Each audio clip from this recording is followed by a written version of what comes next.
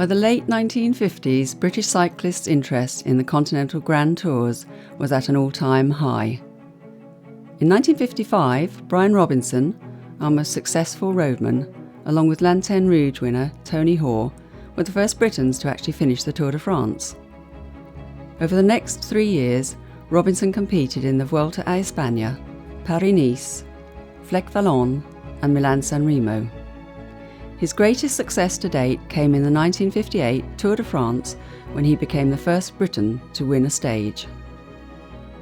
European cycling magazines like Miroir Sprint, Sport & Vie and Sport Illustrator were colourful and exotic and sought out by ardent British cycling enthusiasts.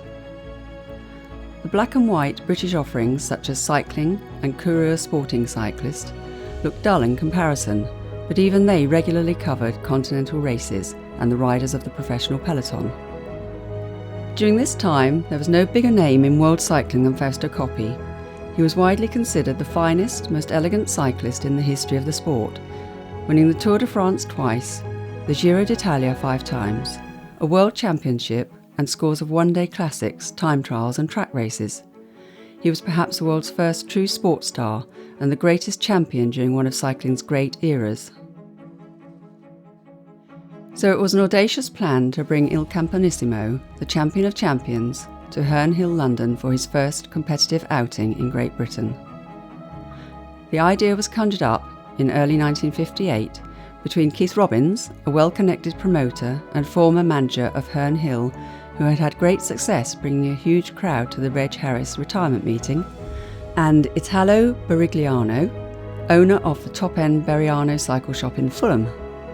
In July, Italo travelled to his home country of Italy and with the help of his close friend, former Italian world champion and Olympic gold medal cyclist Enzo Sacchi, persuaded Coppi to come to London for a reduced fee of £300 plus flights and accommodation at the Dorchester Hotel.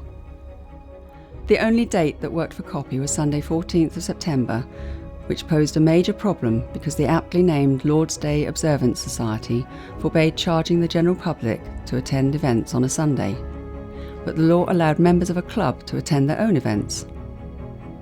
A plan was hatched to form the Velo Club Sacchi Sunday Club. Robbins hired the track for a Velo Club Sacchi members meeting for the sum of £50, paid a deposit and signed the contract, just in time before Italo's advertising appeared. Fans could come to the Barigliano bike shop and pay to join the Sunday Club and get a ticket for the event. Italo also had a stall selling tickets at the Herne Hill track at the 40th National Cycling Union Meeting of Champions the day before the Coppi event. Later that evening, the professional riders, along with the Gambrill brothers, met with Italo and Keith for a welcome dinner at the famous Pinocchio restaurant in Soho. Coppi was meant to attend the dinner, but missed his arranged flight from Italy and didn't arrive in London until very late in the evening. To add insult to injury, when he finally arrived at the Dorchester, the world's most famous cyclist was not allowed to take his bike to his room and had to leave it in the hotel's kitchen overnight. By race day, 10,000 people had joined Velo Club Sacchi Sunday Club. The day's racing comprised of sprints, pursuits, point-to-point and paced racing, which pitted an Italian team of Coppi, Enzo Sacchi, Giro di Lombardia winner Nino De Filippi and Italian sprint champion Elmo Presenti, against the rest of the world team comprising of England's Brian Robinson, Ireland's premier pro rider Shea Elliott, and from Australia, both top sprinter John Tressida and successful track rider Reg Arnold. To complement the day's professional contests, Keith and Italo had invited 30 of the country's best amateurs, which included a 20-year-old Tom Simpson, to complete in their own full programme of racing. Each invited rider had to fill out a contract and complete a joint entry form certified by the Amateur Athletic Association and National Cyclist Union. There was also a successful 5-mile tandem national record attempt by the Gambrill brothers. A 17-year-old John Dobson sold programmes on the day. I don't remember standing over a hell of a lot of programmes. You know, it wasn't like when you go to a football match where they got boxes of programmes and they sort of standing at the gate. So I don't really remember much. I obviously sold some, but how many I don't know, because it was my birthday. Was the day before Coppi. That was I suppose a birthday present that anyone would have loved to have had. I don't ever remember seeing a poster or anything like that in the shop. I mean, it must have been, on everyone's lips. On the day itself, I know it was hot, and probably every other person was Italian. So I guess on that Sunday, all the Italian restaurants in Soho must have been closed. I think Coppi arrived. I seem to recall a large black limo bringing him, but which was probably a Fiat, I suppose. Tony Makatich was only 13 that day. I found out about it through a sort of extended bush telegraph that existed in lightweight cycle shops. I remember going to one in Harrow, Ivor J. Clark, and people seemed to know that this meeting was going on, and they seemed to know that Fausto Coppi, who I knew about, was going to be there. So my friend and his father organised the route, and we cycled there. Fausto Coppi, who I kind of knew a little bit about, was going to race at Herne Hill with these other continental roadmen. So the enthusiasm to see all these, they were legends really, was huge. So the three of us cycled over there, and it was tremendous weather, I remember that. And we got there, and lots of people in Herne Hill, and I can remember a lot of Italian accents, a lot of white shirts, but this very, very bright sun. And all the riders, they just looked fantastic. Their clothes, the shorts, the jerseys, the quality of the equipment, they were in a different league. And you could tell that they were real professionals. So that didn't disappoint at all. In fact, people were in awe of the riders.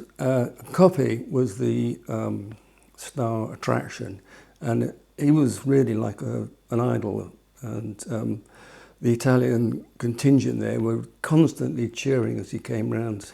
I mean, a lot of people were sort of completely overwhelmed by the quality of the races. I don't know, I felt as if I was in the south of France, in Italy. It was so exotic, the atmosphere. Less than 18 months after this meeting, the greatest cyclist that has ever lived was dead. The bike brought to this country and ridden by Fausto Coppi at Herne Hill on 14 September 1958 was frame number 428966. This was a bike Coppi had used at various track competitions throughout Europe between 1952 and 1958. The day after the Herne Hill event, Coppi returned to Italy to celebrate his 39th birthday, but before he left, sold the bike to Italo, adding more cash to his appearance fee. This was a practice Coppi was known to repeat many times towards the end of his career at exhibition events. In the years that followed, the bike was displayed at Beriano's and Condor bike shops before it was dismantled and left in Italo's garage until 1983, when Italo passed away. The frame was then acquired by his friend, racing driver and keen cyclist Ian Tollady. Due to the damp condition in the garage, it was necessary for Ian to totally restore the frame, and after doing so, it hung in his house for the next 37 years until his own passing in 2020. The bike was then acquired by the present owner, who has equipped it to the same specification as it was ridden in 1958. It is pictured here, back at the scene of that astonishing day 63 years ago. It is a remarkable piece of cycling history, built in Bianchi's racing department for the Campanissimo in 1952 by master frame builder Luigi Valsassina, before he left to head up Cinelli's frame building operations. This is one of only 17 pista frames built by Bianchi for the Campanissimo during their hugely successful 13-year association.